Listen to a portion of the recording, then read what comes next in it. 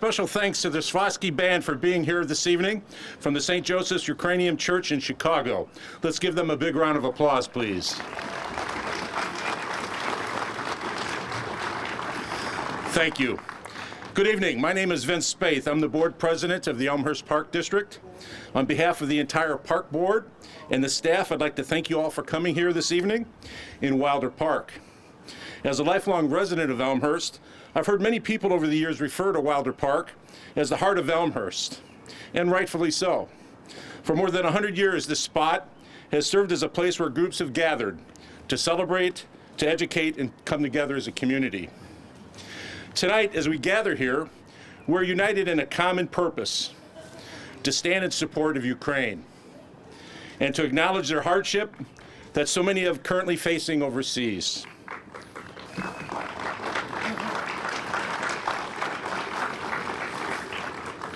We also acknowledge the families from Ukraine who live right here in Elmhurst and are doing what they can to support the family and friends who remain overseas. As a representative of the Elmhurst Park District, it's our honor to be part of this evening and to stand in support with our fellow partners from the city, the library, the school district, and the University of Elmhurst, as well as our Ukrainian residents. So with that said, I'd like to welcome to the podium the Mayor of Elmhurst, Scott Levin. Thank you all. Scott.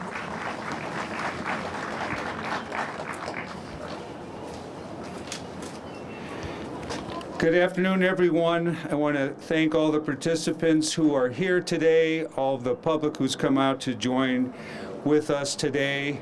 And we get a little bit of clear sky that the Weather Service has provided to us, so we get a nice break so we can have this very important event together.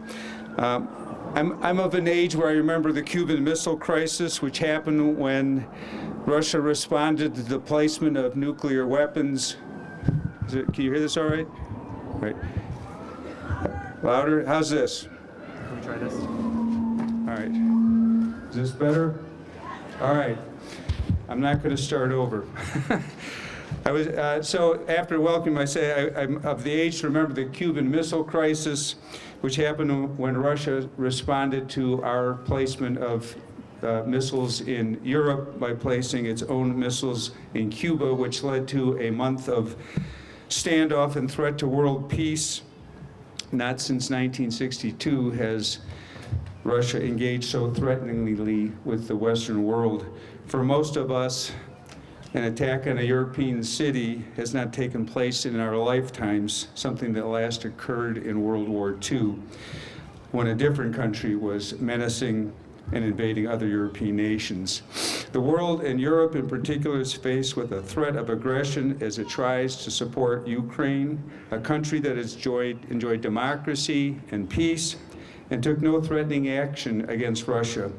I'm very proud to be part of this community where our residents, civic partners, and residents have all come together and stand united as we support the people and the country of Ukraine.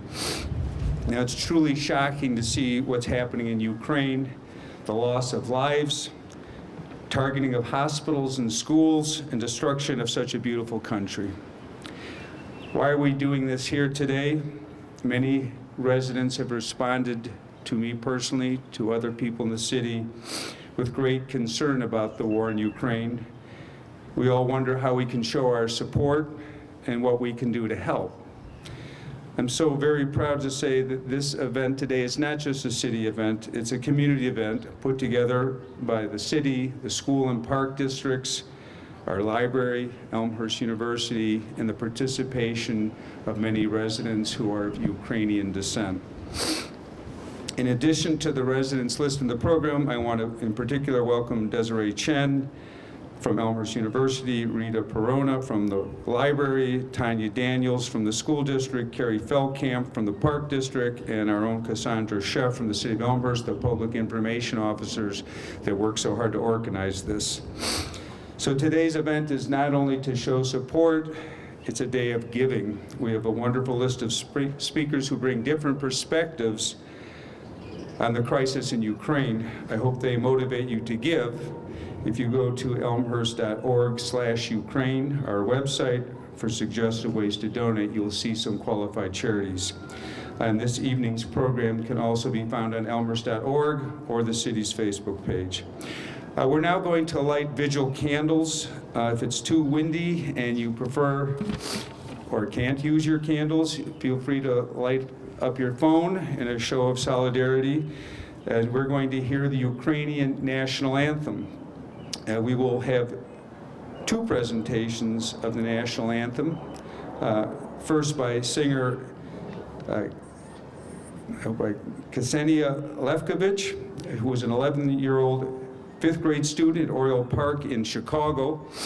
She attends the LG studio where she is learning Ukrainian music and dance. She also attends St. Joseph the Betrothed Catholic Church on Cumberland, where she's learning Ukrainian traditions and history.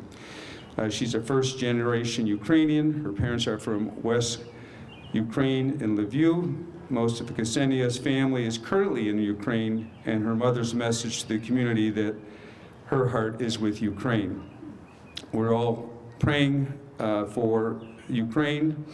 And then following Ksenia's presentation will be string players from the York High School Symphony Orchestra. We're thankful and proud of our students here today, Johanna Liu, Sophie Magna, Julia Davis, and Sarah Jacobson for volunteering their time and talents to perform today. So I'd ask if you would hold your applause until both performances. Ksenia, where are you today? All right. A little hand to give her some encouragement.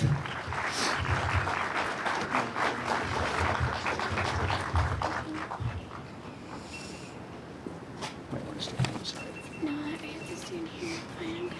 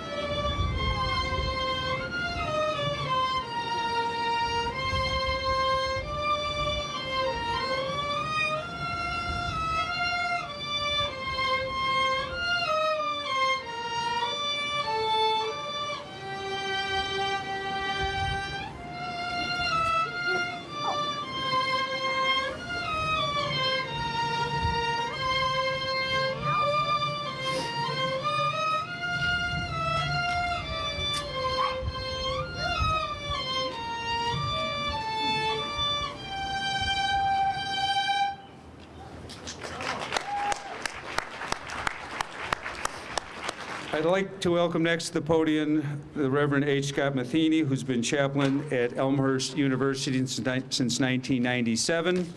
A Presbyterian and United Church of Christ minister, Reverend Matheney has brought his passions to social service, faith, diversity, equity, inclusion in his work in not only supporting Elmhurst University, but the entire campus community.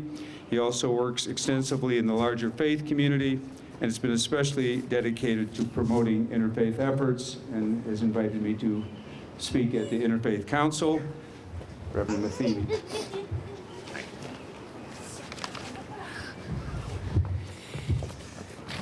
So I'm bringing greetings, solidarity, and unity from our President Troy Van Aken, and gathering here also with us are members of our faculty, trustees, staff, students who are with the Spiritual Life Council that are here also to show solidarity and to speak about our role, to talk about the Statue of Liberty and the Statue of Responsibility that we talked about today in morning prayers.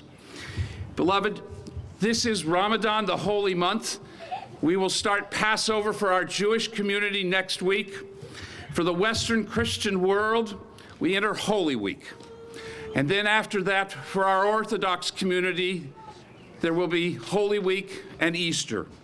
In all of these traditions, we understand the call for peace. Prayers and thoughts we hear all the time, and when you hear that, we talk about, when you hear prayers and thoughts, you should say actions. What are the actions that we shall do as a community of Elmhurst University in this beloved city of Elmhurst, the city of Chicago? When you hear those words, prayers and thoughts, think actions.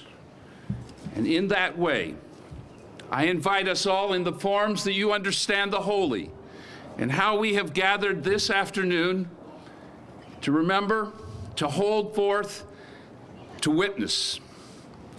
In all the ways that you understand that, let us join our hearts together in prayers, beloved. Let us pray.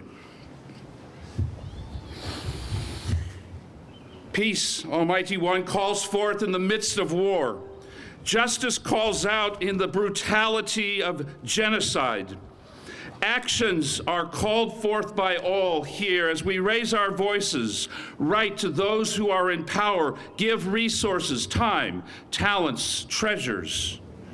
We pray for those in Ukraine who have lost loved ones, in our community that are being held in prayer because of what has aggressive war that has been unleashed upon them. We also pray for truth, that the realities of this aggression and this war will be further known, that we in this community and around the world might understand and take action. And so hold all of these, Almighty One, in your hands as we enter the holy holidays. And then give us strength to walk, to work, to organize, to care for each other in your world. And in that, we become agents of change and justice. So center us down, Almighty God, for this time. In your name, amen. I have the joy of working with so many wonderful students, and we wanted to have two of our students who are from Ukraine to offer words, to be able to give that perspective from their place. Students in college and university. ALYSSA STASIUK and Diana TkacH, a first-year student and a second-year student, both studying, one to become an educator in early childhood, one hoping to go on to medicine and be pre-med. Will you join me with thankfulness as ALYSSA comes first to offer her reflections, please?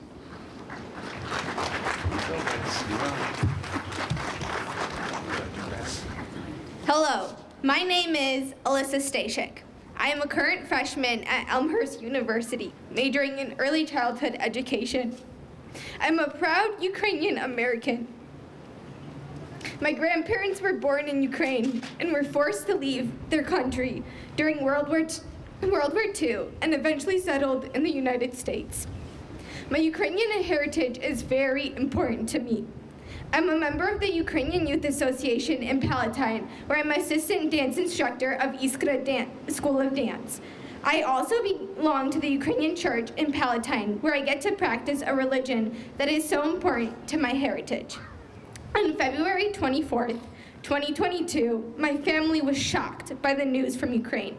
President Vladimir Putin launched war in Ukraine, which he called a special military operation. This special operation has resulted in the brutal killing of innocent civilians, including children. On February 28th, 4 days after Putin launches war in Ukraine, President Zelensky accused Russian forces of killing 16 Ukrainian children. During his daily briefings about the war, President Zelensky includes a report about the number of children that are killed. On March 18th, 109 strollers were set up in neat rows in Lviv's historic Hrynewycz Square to represent the 109 children that were killed. Lviv Mayor Andriy Sadovyi said this is a terrible price of war that Ukraine is paying today. We call on all adults around the world to stand as one shield to protect Ukrainian children and give them a future. On April 3rd, Ukraine's Office of the Prosecutor General reported that 153 children have been killed and 258 have been wounded. As an aspiring teacher, this devastating loss of these children, as well as the destruction of educational institutions, have left me heartbroken.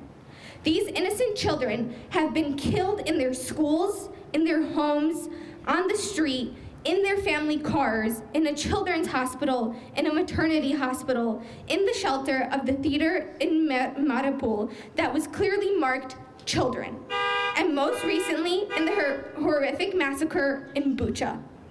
Schools in Ukraine have been damaged, destroyed, or converted to shelters. According to Save the Children, a humanitarian aid organization, an average of 22 schools a day have come under attack since the start of the war.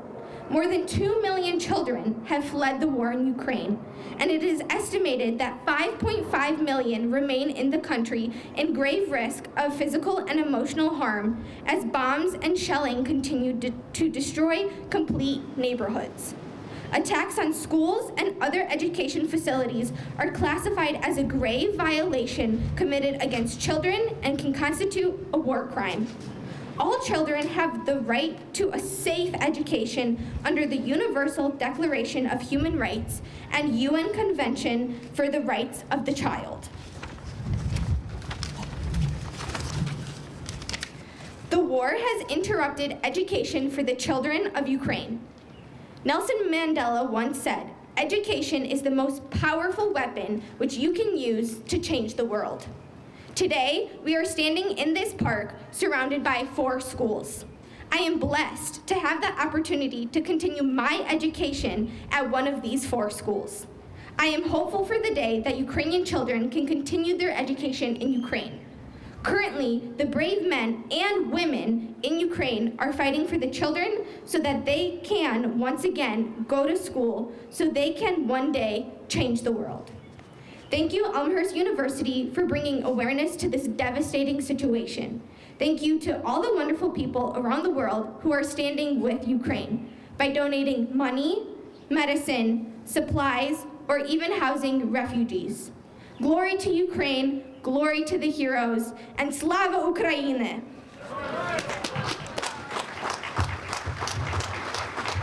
And now words from Diana, please.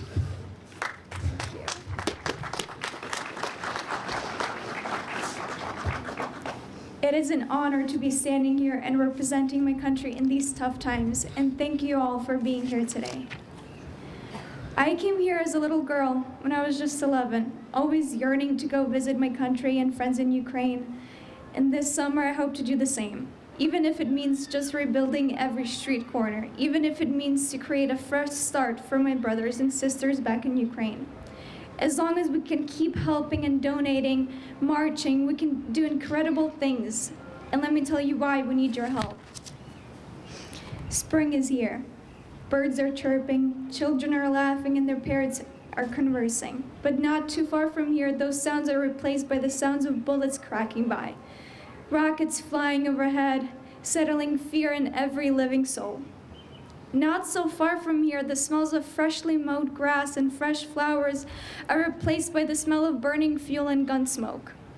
While time marches on here, forward into summer, a place not so far from here is frozen in time. On February 24th, the people of Ukraine lost their chances of a fresh spring. They lost their chances of hearing children's laughter being carried by the spring breeze, and they lost their chances at having peace. This is what Ukrainian children stopped living, and they started surviving. You cannot hear a child's laughter anymore. It is only their cries. You can hear parents weep because they will never see their child smile again. Many are prepared for the worst, writing personal information on the bodies of their children in case they get lost, or even worse, killed. Russian army brutally rapes and kills women right in front of their children and rapes young girls after killing their parents. People are burying their loved ones just outside their houses. Bucha, Irpin, Kostomel, and in many more cities, Russian army and their leaders created genocide and unlimited war crimes. 81% of Russians support the actions of Russian army in Ukraine. These so-called liberals are also looting and stealing from Ukrainian homes after killing the owners, then sending the possessions to the Russian families. This war, these crimes, are all done to kill Ukrainians and their culture. Russian army know what they are doing when they step on my motherland, when they rape children, when they kill my brothers and sisters. This is not something that should be happening in this time period. And as Zelensky said, Ukraine is united in its desire to live freely, to live independently, and for the sake of its own dreams, not other people's sick fantasies. Ukraine is strong, Ukrainian people are strong, and our patriotism is even stronger. Glory to Ukraine, glory to the heroes. Slava Ukraini, Heroyam Slava. Gloria Ukraine. Scott, is this yours? Scott? Reverend?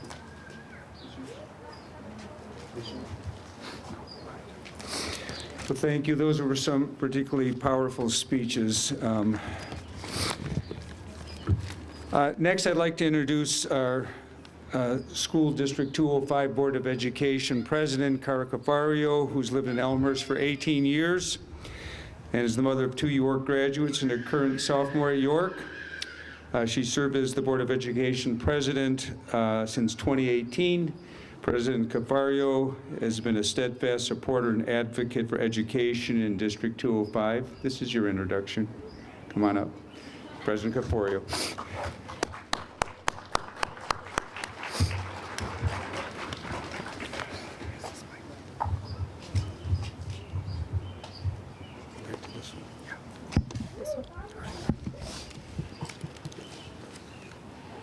Good evening.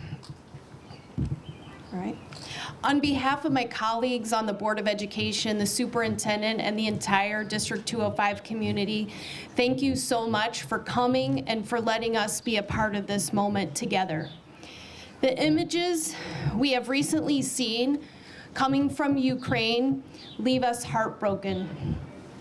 Today, it is our collective humanity that brings us here to reflect on the losses, the homes, the schools and the loss of opportunity, the communities, the family structures, the innocence, the trust, and the loss of life.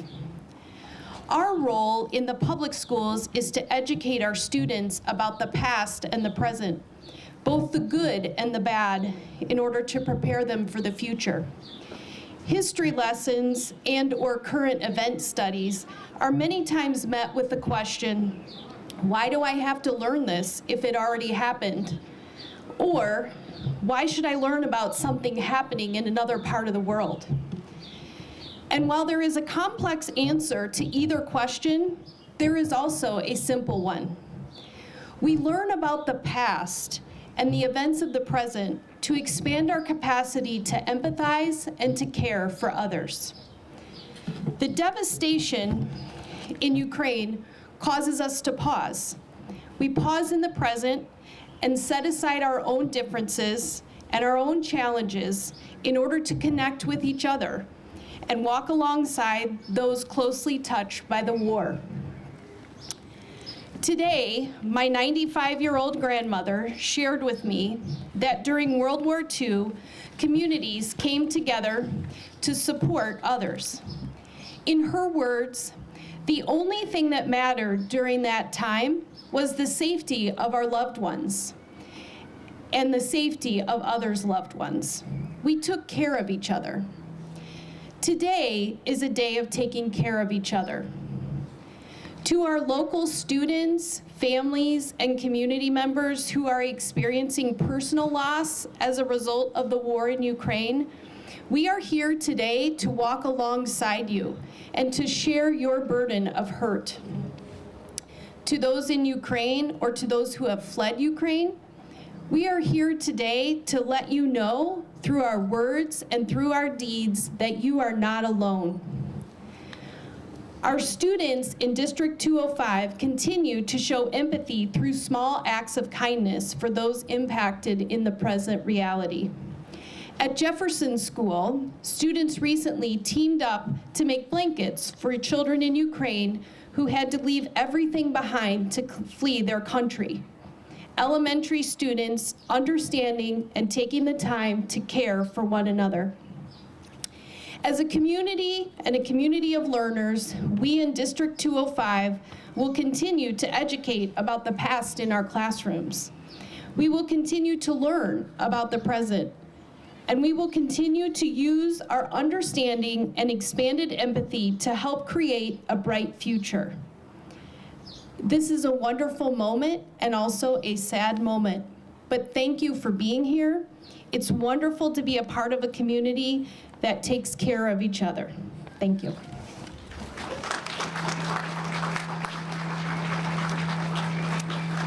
Thank you, President Caforio. Our next speaker is Ingrid Becton,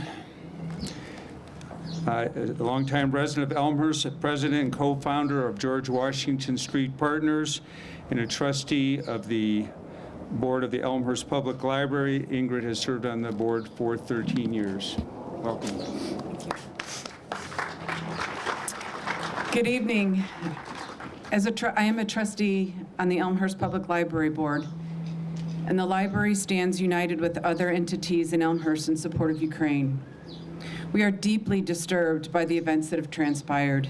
In this unsettling time, we are here for the community as a resource for knowledge and access to credible information.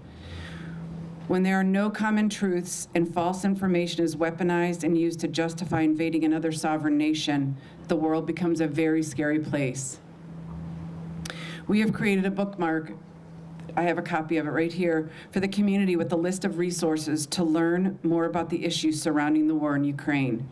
The resources listed cover topics such as history, culture, refugees, and disinformation for both adults and children. After all, understanding builds empathy and compassion, which helps build communities that care. Thank you so much for coming out to support this incredibly important event.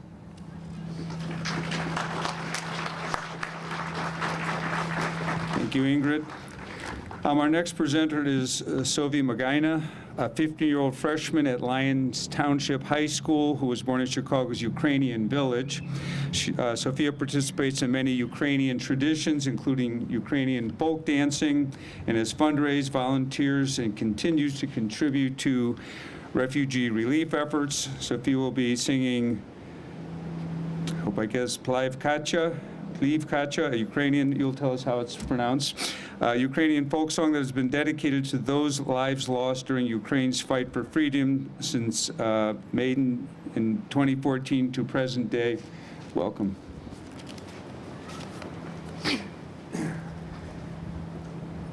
Hey, Pliv Kacha, potisini. Pliv Kacha, potisini. Mamko ж moja ne laj meni, mamko ж moja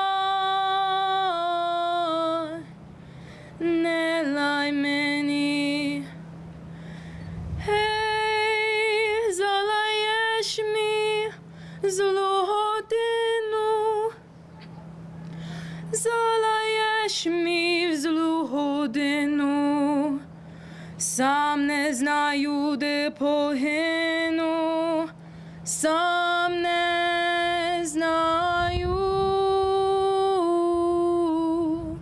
де погину. Гей, погину я в чужім краю, погину я в чужім краю. Хто ж ме буде брати яму? Хто ж ме буде брати яму? Гей, як би ж мені, синку, не жаль, як би ж мені, синку, не жаль, ти ж на моїм серцю лежав, ти ж на моїм серцю лежав. Гей, пливе кача по тисині, пливе кача по тисині.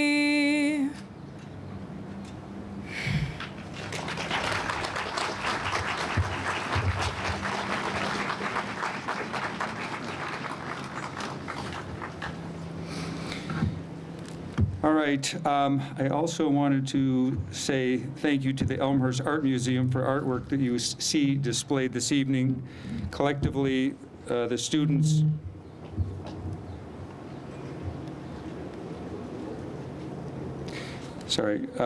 the students at the Art Museum created this arch which represents the need for peace in Ukraine. Next, we'll have several speakers of Ukrainian descent who will share their stories. First will be Elmhurst resident and second-generation Ukrainian American Alexa Arsenic Ums, and I actually know her, so I should know that one. The family has been living in a 100-year-old bungalow in the Pick subdivision since 1991, and I've had the honor of being at their house to celebrate some Ukrainian peace efforts earlier this year, so welcome. Thank you, Mary Levin.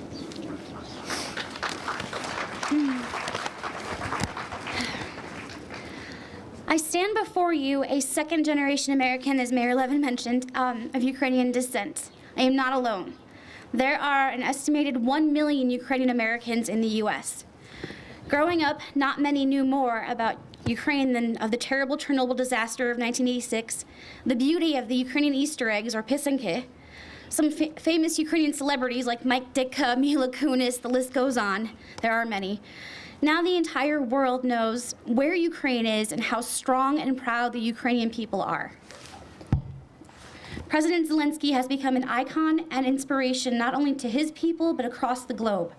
So many people, organizations, governments, cities like this have helped Ukraine monetarily and with munitions, supplies, and support. It is amazing. Ukraine is no stranger to conflict. To Ukrainians, history is a very important part of our identity.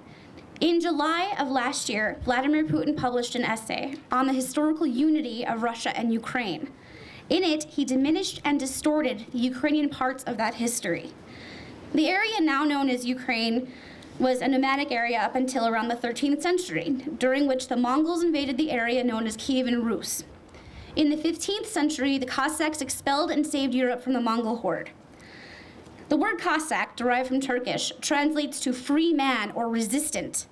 The Cossacks fought off invaders, including Russians, Turks, and other aggressors in the 17th century.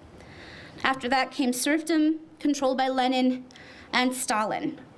With Stalin came the 1932-33 Holodomor, or translated death by starvation, of 9 million Ukrainians. In 1986, the tragedy at Chernobyl occurred. Resisting Russian rule is nothing, it's a centuries-old struggle. In 1991, 92% of Ukrainians voted for independence from the Soviet Union. Shortly after, the USSR dissolved.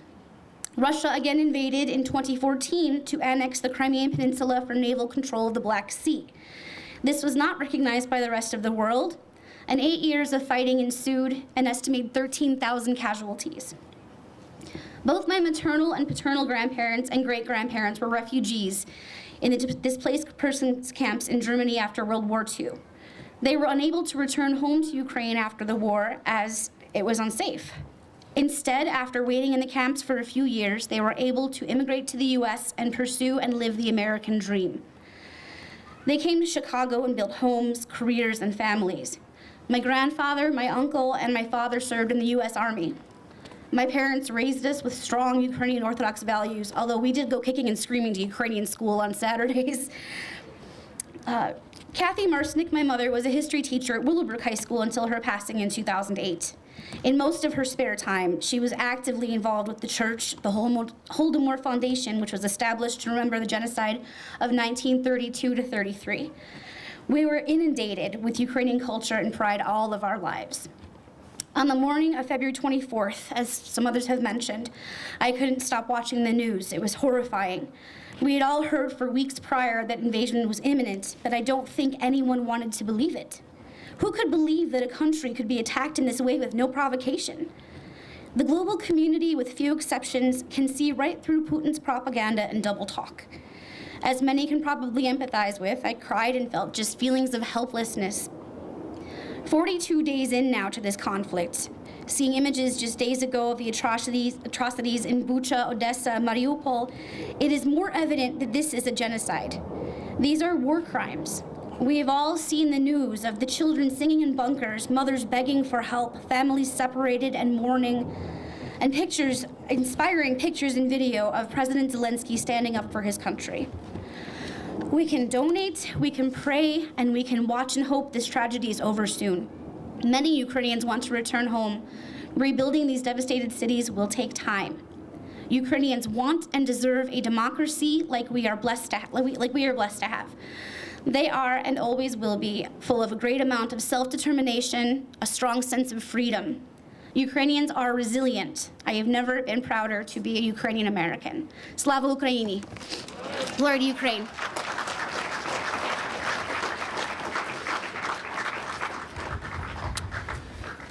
Elmhurst resident Svetlana LYKOVA Nowak, who was born and raised in Ukraine, will now share her story. She will then translate the stories of Maria and Larissa Teslia, refugees who just came from Ukraine last week.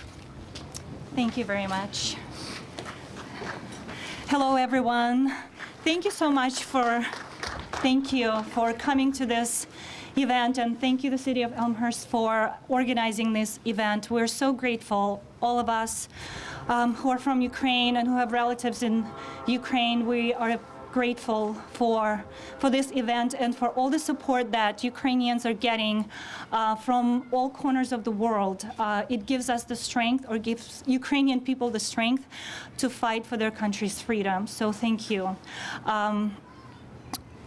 My name is Svetlana, actually Svetlana Beasley now, that's my married name, but my maiden name is Svetlana LYKOVA, and I came to the United States 20 years ago, and I've been an Elmhurst resident for the last 14 years, and I live here with my husband David, my mom Zoya, who's also from Ukraine, obviously, and then my two children, Ellie and Alex, who were born in the United States. And I'm lucky to be here. But my family, my entire family, is in Ukraine. Well, actually, some of them, we have helped evacuate them recently, but they were there when the war broke out. So my entire family was in Kharkiv, the city on the border with Russia, and it was hit really hard as soon as the war broke out. On the first day it broke out, it got hit and it got bombed. My sister, I actually have some notes here, so I'm going to read. So when the war, as I said, when the war in Ukraine broke out on February 24th, my home city, Kharkiv, where my entire family lived, was hit on day one. Russian troops blew up the Kharkiv International Airport and started bombing residential buildings. My sister, her husband, and my 6-year-old nephew were forced to retreat into the basement of their apartment building, where they stayed for the next 7 days with no heat, water, bathrooms, amenities, and with very little food. My other relatives, aunts, cousins were in the same situation in their own apartment buildings. We were so scared for our family members, but yet we could not help them. It was incredibly scary. I can't even describe the feeling. There was no transportation running to and from Kharkiv. There was no way to evacuate them. I used all available resources to find a way to extract them from Kharkiv. And thankfully, on day 8, passenger trains started running from Kharkiv to Lviv, the city on the border with Poland. I pleaded with my sister. I begged her to get in her car and drive her family to the train station as quickly as possible, telling her it was a matter of life and death as things in Kharkiv were escalating. We were seeing on the news what was happening. They didn't know what was happening. They just heard bombing around them. So miraculously, their car that was parked in the parking lot next to their apartment building was intact, while buildings around it were badly damaged. So they drove 15 miles to the train station under open missile crossfire. They saw many dead bodies on the way and had to cover their son's eyes. When they arrived at the train station, there were tens of thousands of people who were in complete panic and disarray. Somehow my sister and her family were able to get on one of the trains. The train was packed to the brim with people. They rode to Lviv standing for 12 hours. My sister and her son finally crossed over to Poland 2 days later, but my brother-in-law had to stay behind. They're now safe in Barcelona, Spain, trying to build a new life from scratch. And we were also lucky to evacuate my aunt and cousin and found them a family to stay with in Poland. And we also placed my other cousin's wife with a family in Belgium. My other nephew, his girlfriend, and her mom are in Portugal. So as you can see, my whole family, well, a lot of my family members are now all over Europe. But we still have many relatives who stayed behind in Kharkiv, and among them, my distant cousin who had a baby 2 weeks after the war started.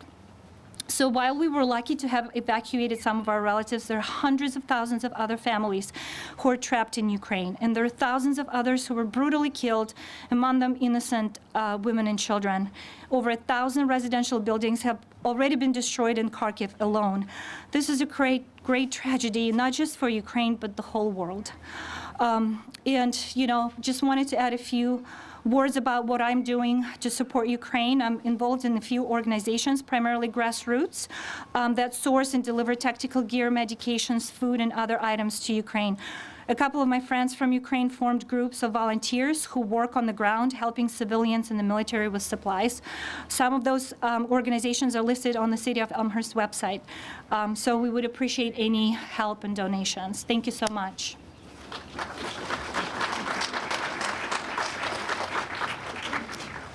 And here with me, I have 2 refugees from Ukraine, Maria and Larissa Teslia. They are from Kiev, and they were lucky to escape Ukraine and come to the United States on March 8th. So they're here to tell their stories. By the way, did you hear me okay the whole time? Because the microphone was kind of... I will let them speak. I will translate for them. Добрый вечер. Меня зовут Лариса. Я хочу рассказать вам, как мы встретили эту войну. Мы были дома. Just a sentence. So, hi everyone. I'm Larissa Teslia, and thank you for inviting me. I will tell you my story and how everything played out when the war broke out. We were at home. Это была ночь. It was nighttime. В 5 утра пролетел военный истребитель.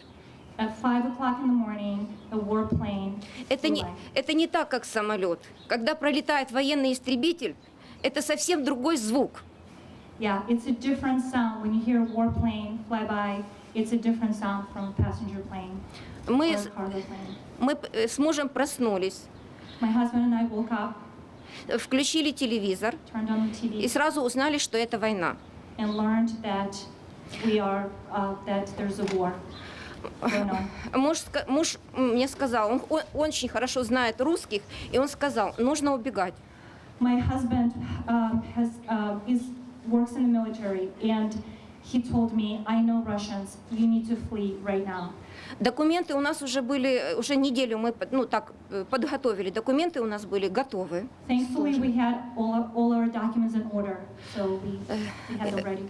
У нас в семье с нами был мой внук Николас. So my grandson Nicholas was with us, and Nicholas is from the United States. Да, Николас гражданин США.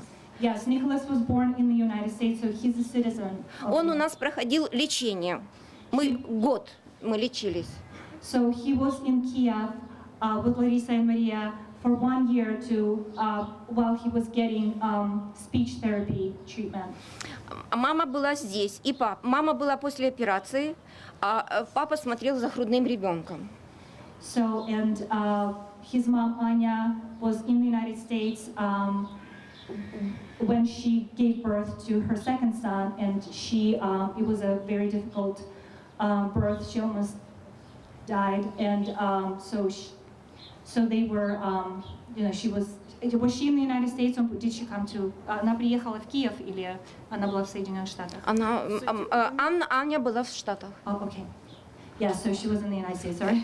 В 6 утра машина была уже заправлена, и мы уже уезжали. Мосты, кто знает Киев, мосты уже были полностью загружены. So at 6 a.m. the next morning, we packed up and we left. Сутки мы ехали до Ужгорода. And then it took us about 12 hours to get to Uzhgorod. Сначала Закарпатье, потом Ужгород. 2 суток в Ужгороде на пропускном пункте. И после Ужгорода? А после Ужгорода Польша. Словакия. Потом Польша. 2 недели в Польше. И потом Соединенные Штаты. So it took them about 5 days to get to the border, and then they spent 2 weeks in Poland, and then they were finally able to come to the United States to join with Anya, who is Larissa's daughter, and Maria's sister.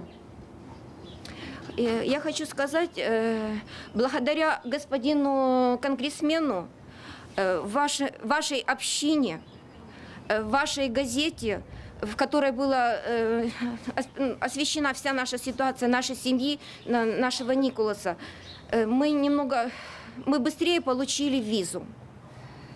So we were able to get a tourist visa to the United States due to the work of Congressman. Вы не помните, как его зовут? Yeah, Congressman. So he and because of Nicholas's condition, Nicholas has autism. So and because he was with them when they were applying for the tourist visa, they were able to get it pretty quickly to come to the United States. So they were one of the lucky ones. There are a lot of Ukrainian refugees waiting at the border, not able to come into the United States. И можно еще хотела сказать, все, что происходит в Буче, было в Буче, в Ирпене, в Гостомеле, это правда. Everything that is going on or has happened in Bucha is the truth, because there's some speculations that it was staged, but it was the truth. Мы вчера нашли сын моего брата, месяц был в Иванково, он был летчиком, он погиб. Yesterday they found out that Larissa found out that her nephew died in Ukraine. He was a pilot, and he actually died a month ago, and they recovered his body recently, and they just found out about his death yesterday. Я вас прошу, не молчите. Please don't be silent. Please speak up. Слава Украине! Slava Ukraini!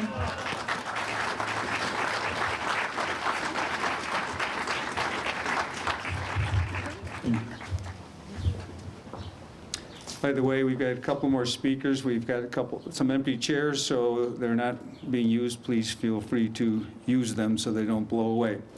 Our next speaker, Father, if you want to come up, Father Bodan comes to us from Holy Trinity Ukrainian Orthodox Church in Bensonville, where he serves as the head priest.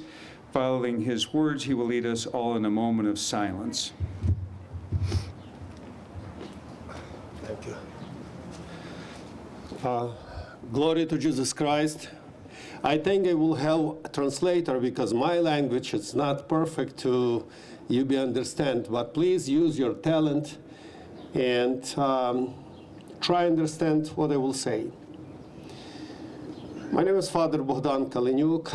I am priest, Holy Trinity Ukrainian Orthodox Church, and also I am Dean, Ukrainian Orthodox Church in Chicago Deanery. First of all, thank you very much, Mr. Mayor.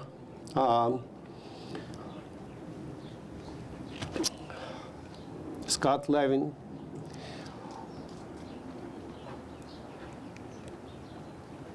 Thank you for the government. Thank you for all of you, brothers and sisters, who came to this place for support Ukraine. We live in a difficult time. I will not use word president. I will use just name. Terrorist Putin. He tried to destroy my country. Today I'm very honored for my country. We stay strongly. I'm honored for my president, President Volodymyr Zelensky. I honor for my country when I was born, when I was live, the country where is my parents buried, father, mother, and 2 brothers. I love my country, but I'm also honored for my country, United States of America. I honor for the president. I honor for the government who support today Ukraine. I never think I am priest, and my weapon, this is prayer, my faith, my religion. But today I does. I ask in the world, please help Ukraine. In the Budapest memorandum, Ukrainian was signed memorandum, and we understand this was difficult time when all nations asking put down a little bit depression for the nuclear bomb. Ukraine canceled all nuclear bombs. What does this mean? This is mean we love peace, and we believe the country who signed that Budapest memorandum, they will protect us anytime when we need it. And exactly this time today, we need your help. I am priest. And again, I will tell you, my weapons are prayer. I pray. And I ask in God today, protect my country. I ask in all world who listen me and listen Ukraine, who suffer today under Russian terrorism. Protect us. Give them all support for our army, for our heroes. Give hand. Today, Ukraine, small country, fight for the whole world.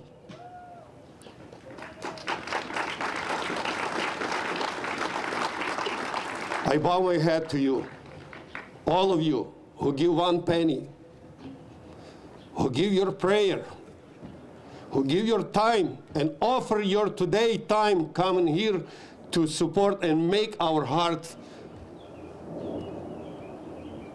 with the good friends. Many of you not visit Ukraine, but someday you will come in. Mr. Mayor, I invite you to Ukraine. And thank you very much, you in my memory and my prayers. We will all the time remember what you do for us. I will put in my prayer Scott Levin family for good health and happiness. Ukraine, day by day, stay stronger. Whole world understands the situation what we have in Ukraine. We happy, especially church. 300 years we wait when we be independent church. And today, Patriarch Bartholomew, Holy Patriarch, he's recognized and pronunciate Ukrainian independent church, not anymore under Moscow.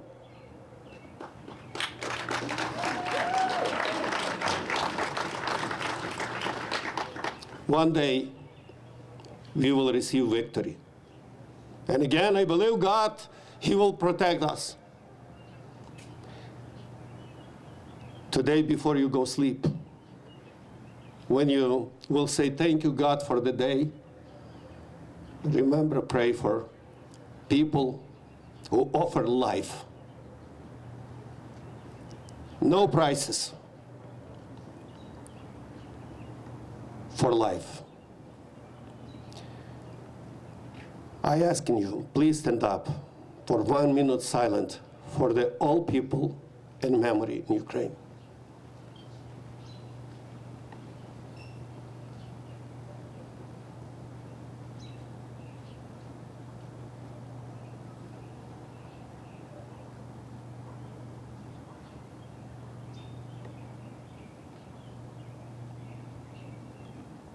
Thank you.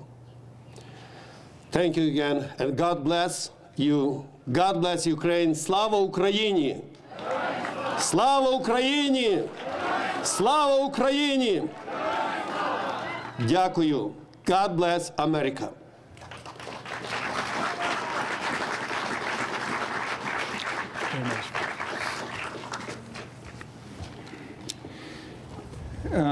Last, but certainly important, we're honored to have with us Sergei Kolodov, Consul General of Ukraine in Chicago. Mr.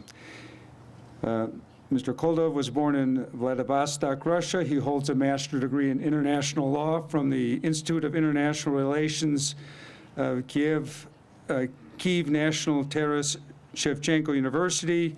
He joined the diplomatic service in 2002 and has worked at different posts in the Ministry of Foreign Affairs of Ukraine. He was with the Consul General office in Chicago from 2011 to 2015 and served as the role as Consul General since 2020. He holds the rank of diplomatic rank of Counselor of the First Class. I'm very pleased that when I wrote to him that he would honor us with his presence today, and for the Ukrainian people we honor today. So I'm pleased to welcome Sergei Kolodov, Consul General of Ukraine in Chicago. Thank you. Honorable Mayor Levin, ladies and gentlemen, dear friends, Шановна громада. It is a great honor and privilege to be here and welcomes all of you on behalf of the Consulate General of Ukraine in Chicago. The 22nd day of our nationwide defense after 8 years of the war in the Donbass is coming to. They said 3 or 5 days. They thought that this would be enough for them to seize our entire state. And it's already 42. And Ukraine is standing. And we will continue to fight until the end.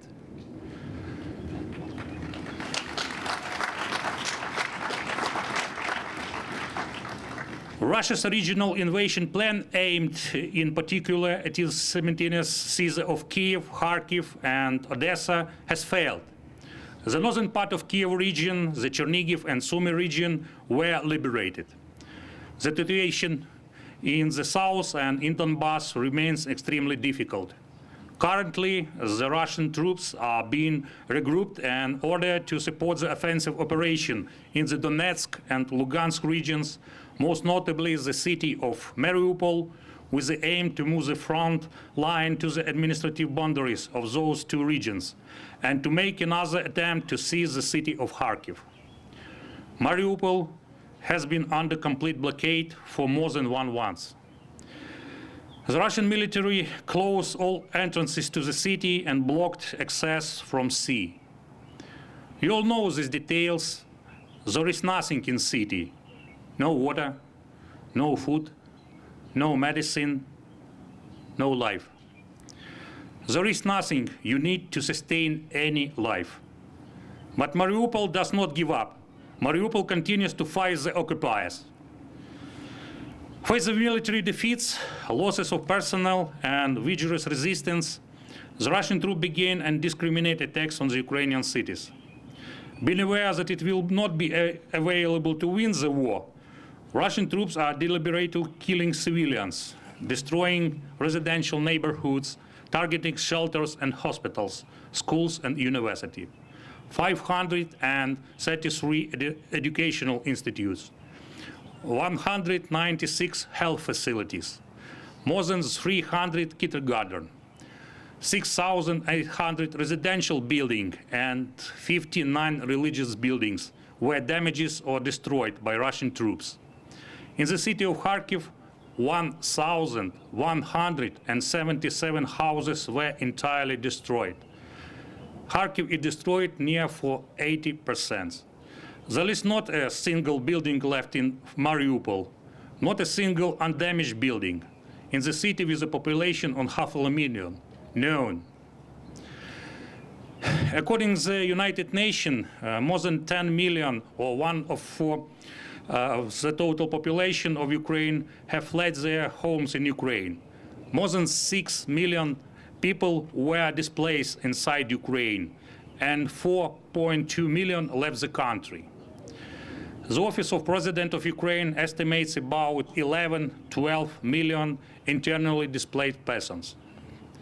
Thousands of civilians lost their lives due to Russian attacks and blockade. The United Nations recorded 3,675 confirmed civilian casualties in Ukraine, 1,400 killed and more than 1,000 injured. It's on midnight of April 4th. The UN believes that the real figures are considerably higher. Prosecutor General's Office of Ukraine investigated crimes committed by Russia during the full-scale invasion, including the killing 167 children and injuring over 279 as of April 6. Hundreds of children were killed. Thousands of people were killed. Tens of thousands of houses were destroyed. Burned cities, villages. Russian occupiers rape women in occupied areas. They loot everything they can, everything they find. They even kill not to achieve any military success anymore, not to sow terror. They started killing because it is a fun for them, entertainment for people who have many weapons, as they want and know directly. We do not know how many Mariupol's residents have been killed by Russia, but we know for sure that this was a part of the general tactics of occupiers. They did the same or tried to do the same with Chernihiv, Sumy, Ochtyrka, Kharkiv, Izium, Volnovakha, and many other Ukrainian cities. You may not have heard all these names yet, but this is millions of people that Russia was simply trying to destroy and continues to do so. The fact that Russian military did not even try to remove the bodies of killed people from the streets, while Bucha, Irpin, Borodyanka, Ivankiv, and other cities were under occupation, the corpses were laying down on the roadsides, in the yard of houses, anywhere. We will never accept this, and we will never stop defending ourselves. Russian troops received just such orders to destroy everything that makes our nation, nation. Our people, people. Our culture, culture. This is exactly how the Nazis tried to capture Europe 80 years ago. This is exactly how the occupiers act in Ukraine. No one will forgive them. There will be responsibility, just like 77 years ago. All cases of violation of the provision of international and international humanitarian law must be registered by the respective international bodies. Particular attention must be paid to Bucha and other towns of Kiev region. Responsibility for Russia's war against Ukraine lies with the entire Russian society, not only President Putin and his proxies.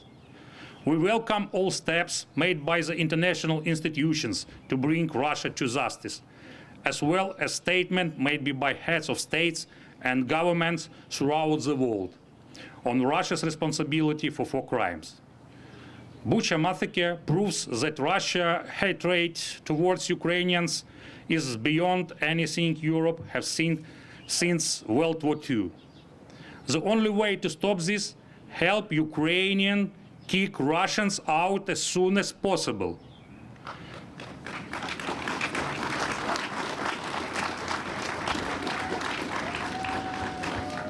Unfortunately, Ukraine has not yet received enough modern Western anti-missile, anti-aircraft, anti-tank, and anti-ship systems, has not received military aircraft, hasn't received what the partner could provide. Partners know our needs. Provide them now.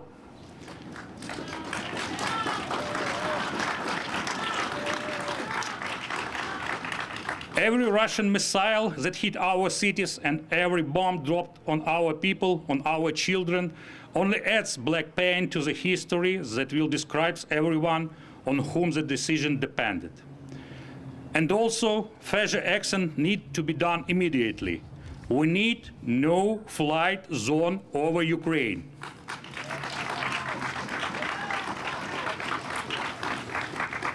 Please deprive Russia of opportunity to use GPS in war. Disconnect all Russian banks from SWIFT, first and foremost Sberbank. Refrain from making payment in Russian rubles for oil, gas, and grain.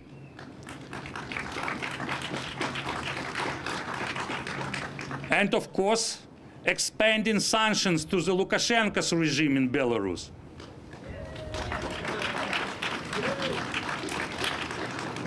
Complete trade embargo on Russia, most notably on oil, gas, gold, and minerals. According to the estimates by Bloomberg, due to the higher energy prices, Russia may earn $320 billion in 2022. Preventing Russia from the use of cryptocurrencies to the sanction. Monitor any attempts by Russia and Russian citizens to avoid sanction. Look like forward, in particular, to the European Union 5th and 6th sanction package. Expand sanction to those richest people of Russia who are still free to finance Putin's regime and war against Ukraine.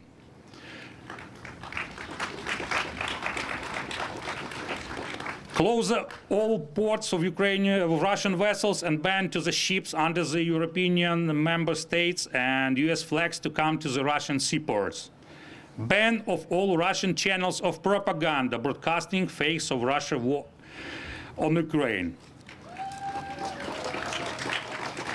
And the Putinizing the world, ending Putin's influence in politics, diplomacy, business, sports, culture, resource, and other.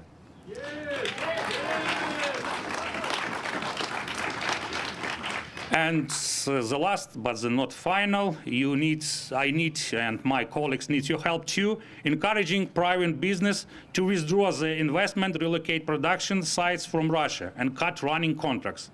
Doing business in Russia and paying taxes to Russia's budget must be stopped.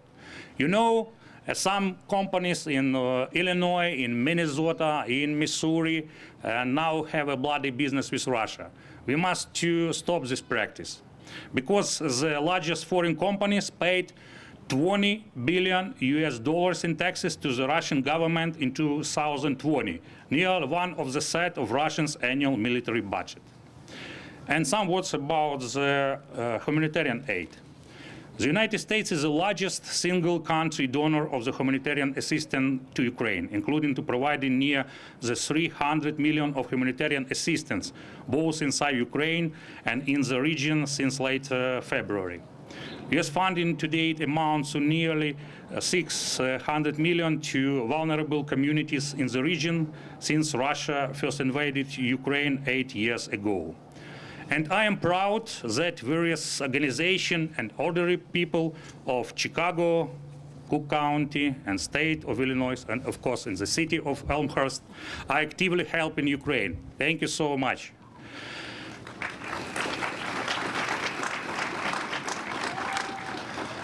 But we urgently need more humanitarian assistance, medicine and medical equipment and supplies, ambulances, protective equipment, food, and of course money. These items are critical to our medical workers and Ukrainian citizens now. Thank you for your donations, and we hope that you will continue to provide such generous assistance. Your help is invaluable, and Ukrainians gratefully accept it and will always remember the people who saved their lives. Dear friends, the genius Ukrainian painter, poet, writer Taras Shevchenko left us the guidance: keep fighting, you are sure to win. That's what the Ukrainian people are doing now. Every day and every minute, starting February 24th, we fight for freedom and fight for the entire democratic world. We fight and we shall prevail. God bless America. Slava Ukraini! All right, as we conclude this evening, we're going to hear the accordion player Mike Basson from Chicago Cossacks Band. I want to thank all the participants and those behind the scenes who made this possible.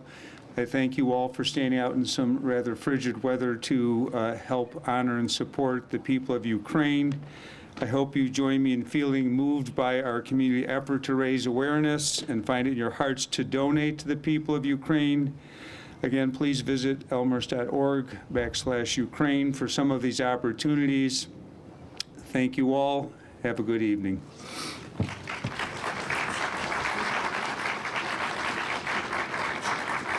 Ukrainian anthem.